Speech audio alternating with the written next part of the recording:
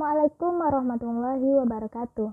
Di sini saya akan membahas mengenai akuntansi syariah. Sebelumnya, perkenalkan nama saya Anissa Raisyati Sidik dengan NIM C1F018052. Saya dari kelas R006 Ekonomi Islam. Mungkin teman-teman di sini ada yang bertanya, apa sih akuntansi syariah itu?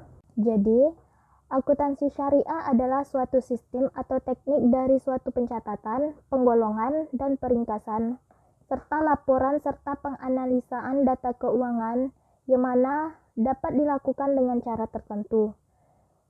Hal ini dilakukan untuk pengambilan keputusan ekonomi dalam suatu perusahaan dengan menggunakan prinsip syariah yang terkandung dalam nilai-nilai Islam. 3 prinsip yang dimaksud dalam hal tersebut. Yang pertama ada prinsip pertanggungjawaban, kemudian ada prinsip keadilan, dan yang ketiga ada prinsip kebenaran. Maksud dari prinsip pertanggungjawaban di sini yaitu karena dasar yang digunakan dalam akuntansi syariah ada Al-Quran, maka prinsip pertanggungjawaban merupakan salah satu bentuk implementasi hal tersebut. Kemudian yang kedua prinsip keadilan, yang mana prinsip ini disajikan untuk mengurangi hal-hal yang dapat merugikan masyarakat atas pencatatan akuntansi tersebut. Yang terakhir ada prinsip kebenaran, yaitu prinsip ini berkesinambungan dengan prinsip keadilan. Prinsip kebenaran akan menciptakan keadilan dalam mengakui, mengukur, dan melaporkan transaksi-transaksi ekonomi. Adapun ciri-ciri akuntansi syariah itu sebenarnya ada banyak, namun di sini saya akan menyisipkan 4 ciri-ciri akuntansi syariah. Yang pertama yaitu dibuat oleh ahlinya, kemudian dilaporkan secara benar, kemudian yang ketiga terang, jelas, tegas, dan informatif, dan tidak dapat memanipulasi. Hubungan syariah Islam dengan akuntansi dikutip dari www.jurnal.id. Akuntansi syariah adalah bidang akuntansi yang menekankan 2 hal, yaitu akuntabilitas dan pelaporan, di mana keduanya sesuai dengan ketentuan syariat Islam. Pertanggungan atas pelaporannya dipertanggungjawabkan secara langsung kepada Allah Subhanahu wa Ta'ala.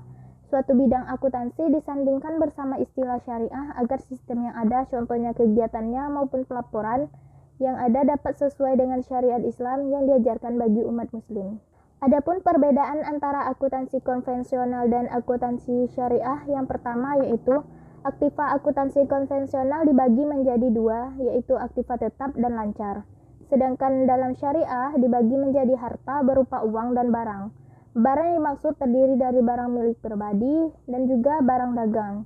Kemudian perbedaan yang kedua, pada konsep konvensional penerapan prinsip laba universal, sedangkan syariah membedakan antara laba aktivitas pokok maupun laba dari sumber yang haram. Perkembangan transaksi syariah yang pertama dimulai pada tahun 1963, diawali dengan berdirinya Midgam Local Saving Bank di Mesir. Kemudian pada tahun 1972, pemerintah Mesir melakukan direstrukturisasi Midgam Local Saving Bank menjadi Nasser Social Bank. Dilanjutkan pada tahun 1975, pendirian Islamic Development Bank. Kemudian tahun 1978 ada Luxembourg, dan pada tahun 1981 di Swiss. Kemudian pada tahun 1983 ada di Denmark. Dilanjutkan pada tahun 1982 di Malaysia. Kemudian 1981 berdirinya Bank Muamalah di Indonesia. Selanjutnya perkembangan pada tahun 1998 dikeluarkan Undang-Undang Nomor 10 tahun 1998 yang memberikan landasan hukum lebih kuat untuk perbankan syariah. Dan dilanjutkan pada tahun 1999 melalui Undang-Undang Nomor 23 tahun 1999, pemerintah memberikan kewenangan kepada Bank Indonesia untuk dapat menjalankan tugasnya berdasarkan prinsip syariah. Adapun kesimpulan yang kita dapat dari penjelasan tersebut, yang pertama yaitu akuntansi syariah adalah suatu sistem atau teknik dari suatu pencatatan, penggolongan, dan peringkasan pelaporan, serta penganalisan data keuangan.